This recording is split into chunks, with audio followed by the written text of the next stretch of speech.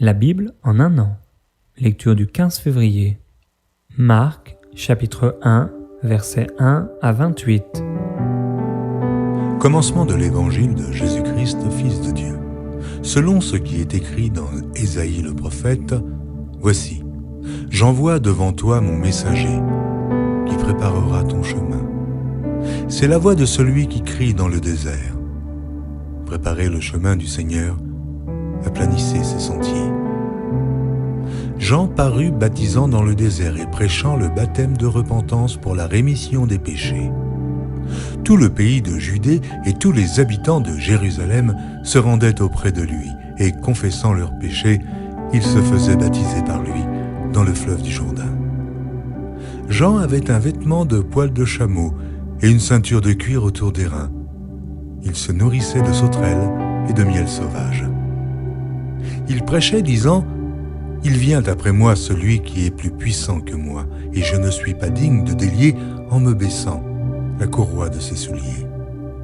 Moi, je vous ai baptisé d'eau, lui vous baptisera du Saint-Esprit. » En ce temps-là, Jésus vint de Nazareth en Galilée, et il fut baptisé par Jean dans le Jourdain.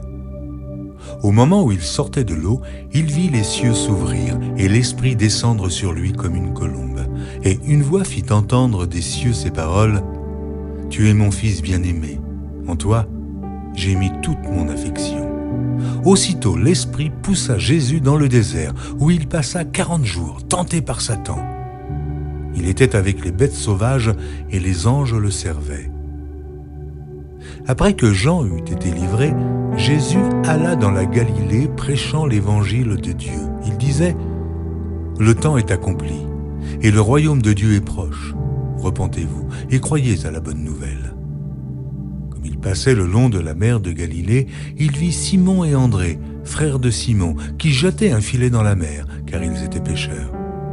Jésus leur dit « Suivez-moi, et je vous ferai pêcheurs d'hommes. » Aussitôt ils laissèrent leur filet et le suivirent.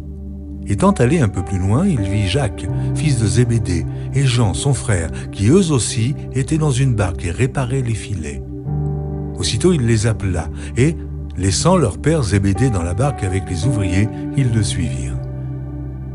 Ils se rendirent à Capernaum, et, le jour du Shabbat, Jésus entra d'abord dans la synagogue, et il enseigna. Ils étaient frappés de sa doctrine, car il enseignait comme ayant autorité, et non pas comme les scribes.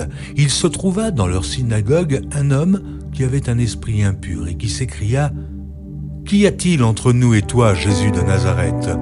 Es-tu venu ici pour nous perdre? Je sais qui tu es le Saint de Dieu. » Jésus le menaça, disant « Tais-toi et sors de cet homme. » Et l'esprit impur sortit de cet homme, en l'agitant avec violence et en poussant un grand cri. Tous furent saisis de stupéfaction, de sorte qu'ils se demandaient les uns aux autres « Qu'est-ce que ceci? Une nouvelle doctrine ?» Il commande avec autorité même aux esprits impurs et lui obéissent. Et sa renommée se répandit aussitôt dans tous les lieux environnants de la Galilée. Exode, chapitre 39. Avec les étoffes violettes, pourpres et cramoisies, on fit les vêtements spéciaux pour le service dans le lieu saint.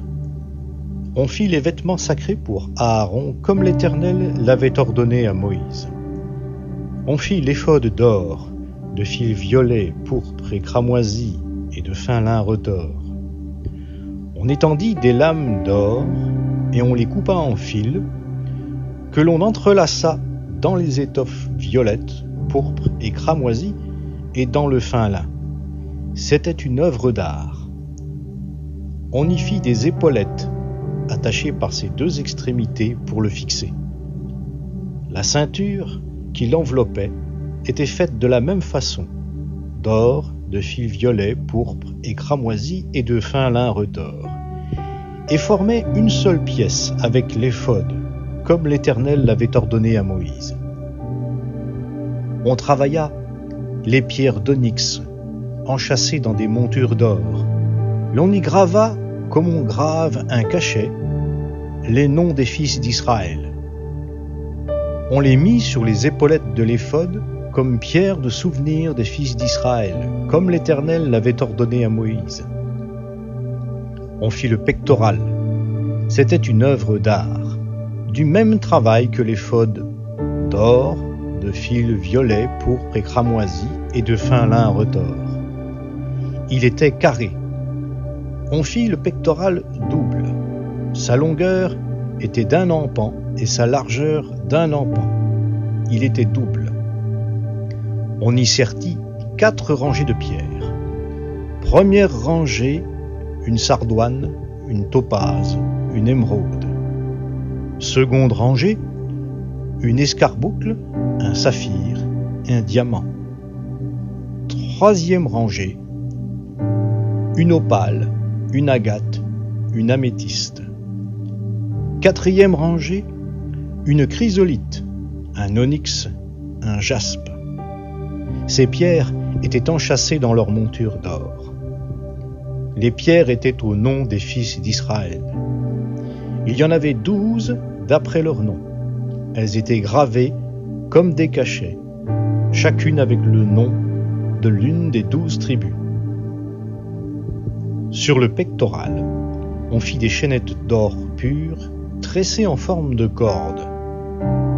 On fit 2 montures d'or et 2 anneaux d'or. Et l'on mit les 2 anneaux aux 2 extrémités du pectoral. On passa les 2 cordes d'or dans les 2 anneaux aux 2 extrémités du pectoral.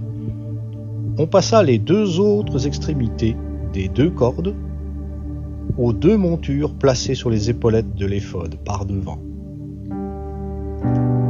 On fit encore 2 anneaux d'or que l'on plaça aux 2 extrémités du pectoral sur le bord intérieur appliqué contre l'éphod.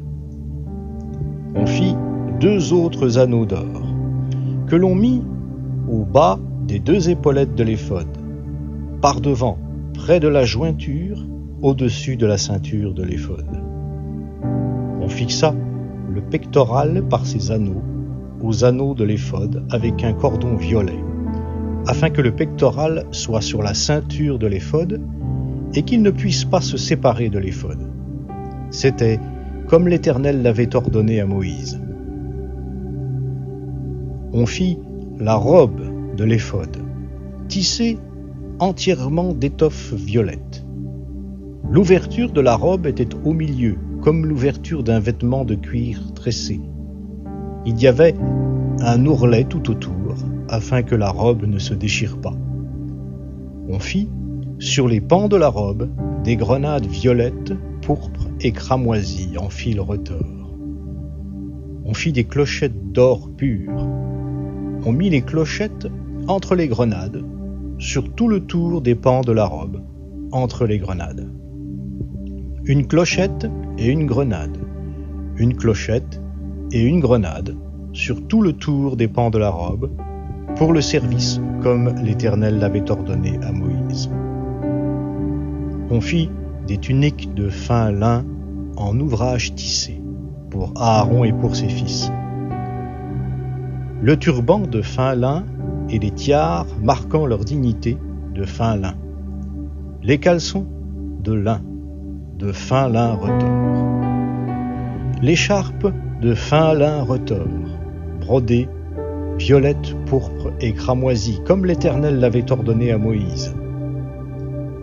On fit d'or pur la lame, diadème sacré, et l'on y écrivit, comme on grave un cachet, sainteté à l'Éternel.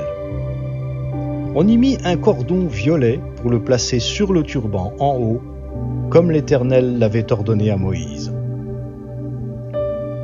Ainsi fut achevé tout le travail pour le tabernacle, la tente de la rencontre. Les Israélites firent tout ce que l'Éternel avait ordonné à Moïse. Ils firent ainsi. On amena le tabernacle à Moïse, la tente et tous ses éléments, ses agrafes, ses planches, ses traverses, ses colonnes et ses socles. La couverture de peau de bélier teinte en rouge, la couverture de peau de dauphin et le voile qui sert de rideau. L'arche du témoignage et ses barres, ainsi que le propitiatoire, la table, tous ses ustensiles et les pains de proposition. Le chandelier d'or pur, ses lampes, les lampes préparées, tous ses ustensiles et l'huile pour le candélabre. L'autel d'or, l'huile d'onction et le parfum aromatique, ainsi que le rideau de l'entrée de la tente. L'autel de bronze, sa grille de bronze, ses barres et tous ses ustensiles. La cuve avec sa base, les toiles du parvis, ses colonnes, ses socles et le rideau de la porte du parvis, ses cordages, ses piquets et tous les ustensiles pour le service du tabernacle, pour la tente de la rencontre. Les vêtements spéciaux pour le service dans le lieu saint, les vêtements sacrés pour le sacrificateur Aaron et les vêtements de ses fils pour le sacerdoce. Les Israélites firent tout ce travail, exactement comme l'Éternel l'avait ordonné à Moïse. Moïse examina tout l'ouvrage. Et voici qu'il l'avait fait, comme l'Éternel l'avait ordonné. Alors, Moïse les bénit. Exode, chapitre 40. L'Éternel parla à Moïse et dit : Le premier jour du premier mois, tu dresseras le tabernacle, la tente de la rencontre. Tu y placeras l'arche du témoignage et tu couvriras l'arche avec le voile. Tu apporteras la table et tu la disposeras en ordre. Tu apporteras le chandelier et tu en arrangeras les lampes.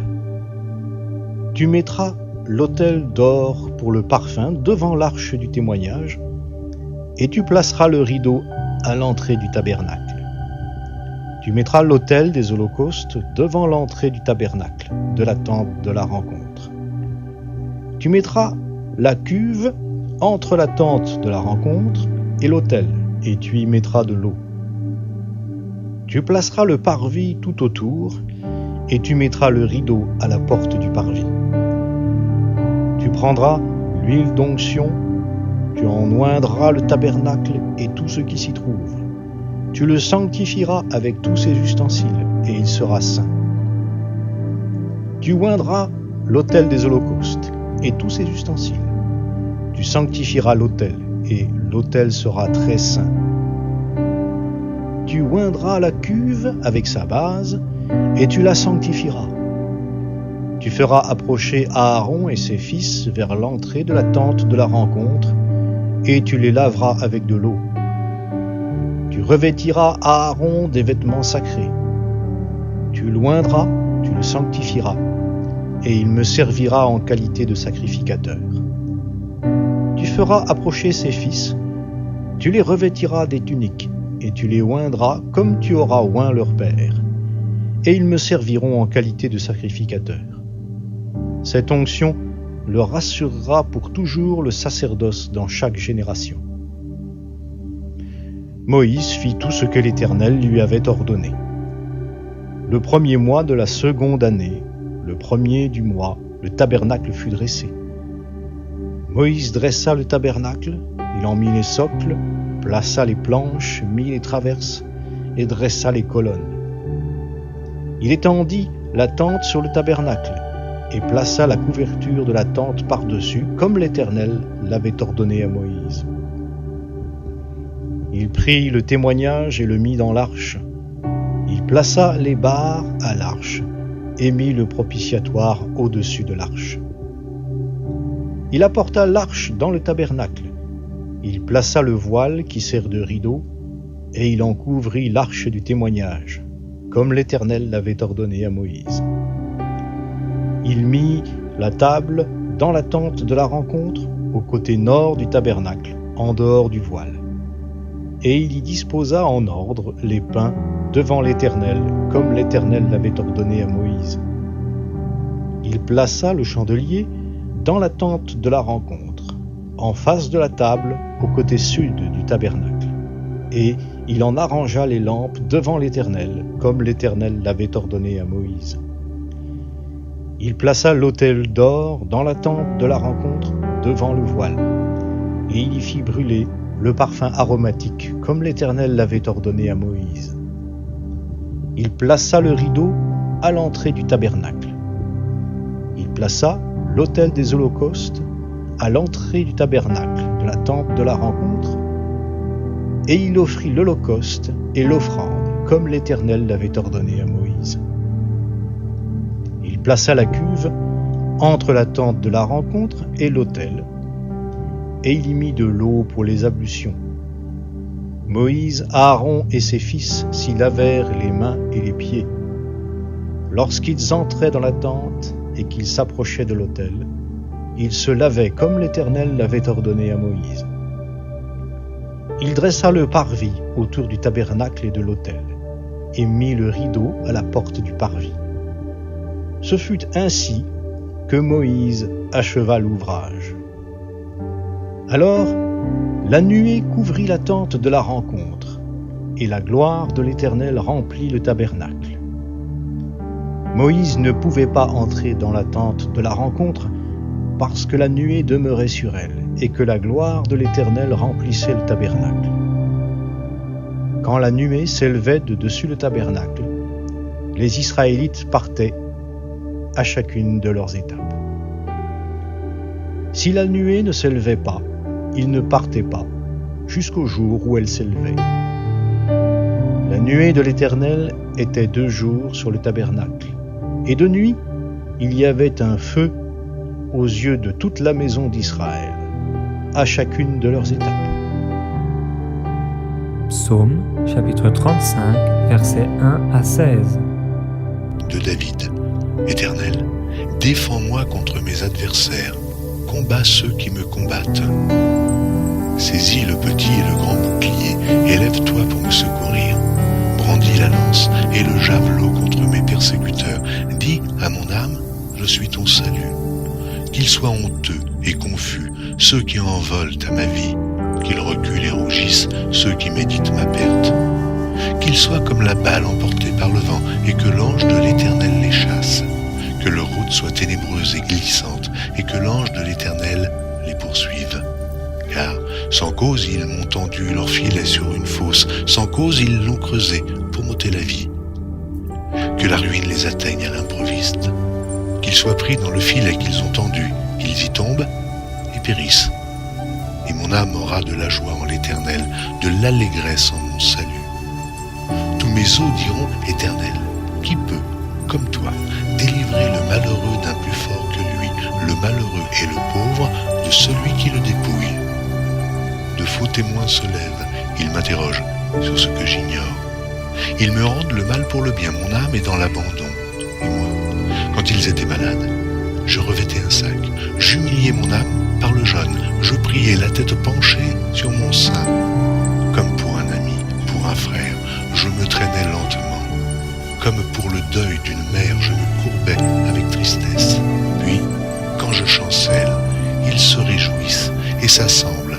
Ils s'assemblent à mon insu pour m'outrager. Ils me déchirent sans relâche. Avec les impies, les parasites moqueurs, ils grincent des dents contre moi. Proverbes, chapitre 9, versets 11 et 12. C'est par moi que tes jours se multiplieront et que les années de ta vie augmenteront. Si tu es sage pour toi. Si tu es moqueur, tu emporteras seul la paix.